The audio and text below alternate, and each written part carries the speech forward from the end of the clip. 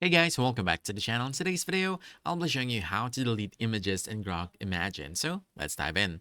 First off, you want to make sure that you're logged into your Grok account, and then you want to go into Imagine. Just click the icon at the upper right corner of the screen. And then from here, you want to turn your eye at the bottom left of the screen.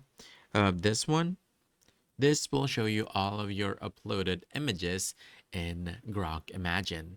So all you have to do to delete these are just simply click on the image, and then you want to click on the three dot icon at the top, upper right corner of the screen, and there should be an option for you to delete this file, delete this video.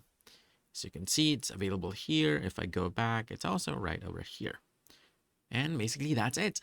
Now you know how to delete images in Grok Imagine. So if you found this helpful, don't forget to hit the like button, subscribe for more quick guides, and I'll see you in the next one. Thanks!